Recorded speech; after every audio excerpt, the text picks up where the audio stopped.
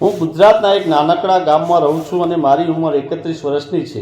મેં ઘણી રાતો રડવામાં વિતાવી છે, પરંતુ આખરે પ્રેમની નવી કિરણ હોય છે. મિત્રો, મારો જન્મ અને ઉછેર એક નાનકડા ગામમાં થયો. મારા માતા પિતા ખેડૂત હતા. બાળપણથી જ હું તેમની સાથે ખેતરમાં જતી. સવારે વહેલા ઉઠીને ઘરનું કામ કરીને ખેતરે પહોંચી જતી. પાણી પાવું, ઘાસ કાપવું, બીજ વાવવા, આ જ મારું રોજિંદુ જીવન હતું. શાળામાં ભણવાનું નસીબ ઓછું હતું. હું માત્ર 5 ધોરણ સુધી જ ભણી શકી હતી. પછી ઘર અને ખેતરની જવાબદારીઓ મારા પર આવી ગઈ હતી. 20 વર્ષની ઉંમરે મારા લગ્ન થયા. તે પણ આ જ ગામના હતા અને ખેડૂત હતા. મારી પાસે થોડીક જમીન હતી અને અમે બંને મળીને ખેતી કરતા હતા.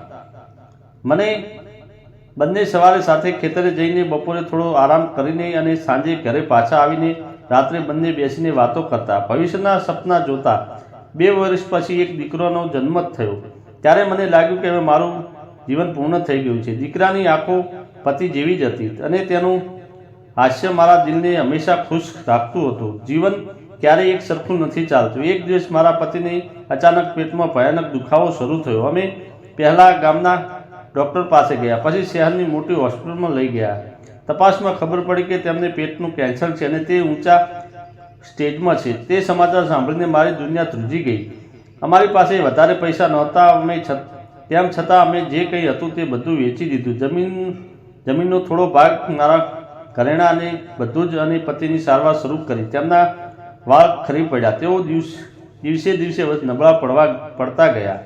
હું રાત દિવસ તેમની સેવા કરતી, દીકરાને સાચવતી અને ખેતરમાં પણ થોડું કામ કરી લેતી. પતિ મને હંમેશા કહેતા, તું ખૂબ જ મજબૂત રહેજે, દીકરાની કાળજી રાખજે, મને કંઈ થાય તો પણ તું હાર ન માનતી. પરંતુ મને રોજ દુખવાથી તડપતી જોઈને મારું દિલ તૂટી જતું હતું. ઘણા મહિનાઓથી આ અસંખ્ય પીડા પછી એક રાતે તેમનો શાંતિથી અમને છોડીને ગયા. તે રાતે હું તેમની બાજુમાં બેસીને રડતી રહી. નાનો દીકરો મને વારવાર પૂછતો, મમ્મી પપ્પા કેમ સૂતા છે, તેઓ ક્યારે ઉઠશે. પતિ ગયા પછી મારા જીવનમાં અંધારું છવાઈ ગયું. જમીન વેચાઈ ગઈ, ઘરેણાં ગયા અને હું વિધવા થઈ ગઈ. સાસુ સસરા પણ બીમાર હતા. તેમની પાસે પણ કોઈ મદદ નહોતી મળતી. મારે દીકરાને ઉછેરવો હતો, તેથી હું બીજાના ખેતરમાં મજૂરી કરવા લાગી. સવારે 5 વાગે ઉઠીને કામે જાઉં, બપોરે જોબ ગરમીમાં કામ કરું અને સાંજે થાકીને હારીને ઘરે આવું. દીકરાને ગામની આંગણવાડીમાંથી લાવું અને રાત્રે તેને ભોજન કરાવીને સુવડાવું. ઘણી વખત તો રાત્રે હું એકલી બેસીને રડતી રહેતી. હું વિચારતી કે જીવન કેમ આટલું કઠોર બની ગયું.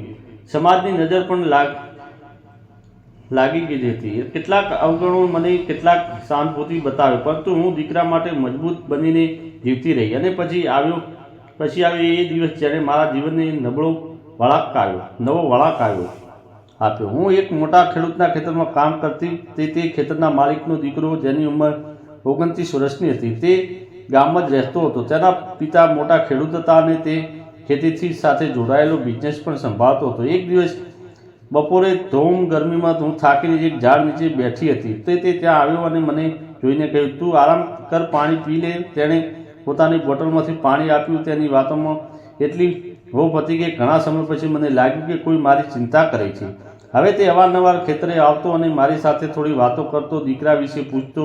તે કહેતો, તારા દીકરાને ક્યારેય સાથે લાવજે. આમ ધીમે ધીમે 4-5 મહિના વીતી ગયા. એક દિવસ દીકરાને અચાનક તાવ આવ્યો. હું ઘરે બેસીને રડવા લાગી. તે દિવસે કામ પર ન ગઈ. સાંજે તે મારા ઘરે આવ્યો. દીકરાને જોઈને અને તરત તેને ગાડીમાં બેસાડી હોસ્પિટલ લઈ ગયો. તેણે દવા કરાવી અને મને કહ્યું, તમે ચિંતા ના કરો, હું છું ને, દીકરાનું ટૂંક સમયમાં સાજો થઈ જશે. તેની આ કાળજી જોઈને ઘણા વર્ષો પછી મને લાગ્યું કે કોઈ મારી અને મારા દીકરાની ચિંતા કરે છે. એક સાંજે ખેતરમાંથી પાછી આવતી વખતે અચાનક ધોધમાર વરસાદ પડ્યો.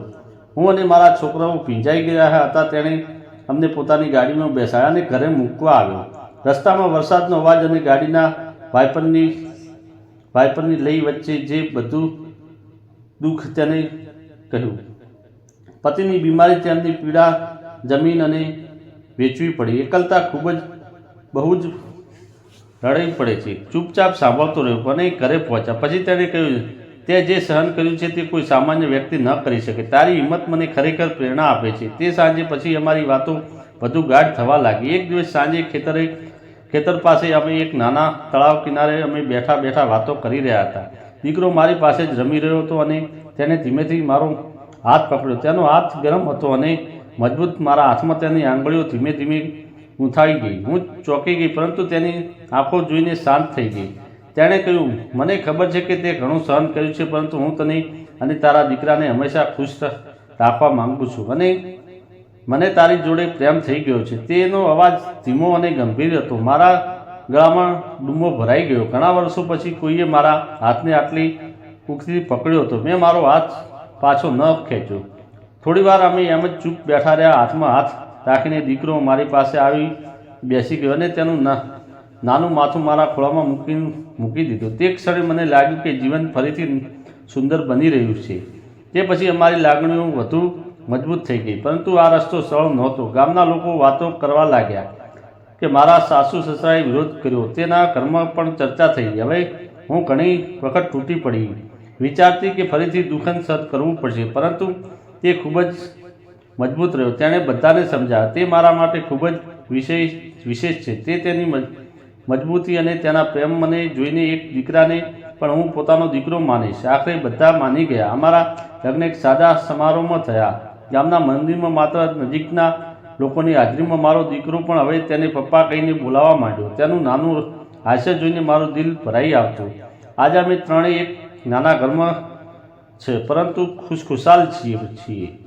તે તેની ખેતી અને બિઝનેસ સંભાળે છે. હું ઘર અને દીકરાની કાળજી લઉં છું. છોકરો ખુશીથી રમે છે, ભણે છે અને અમારી સાથે હસે છે.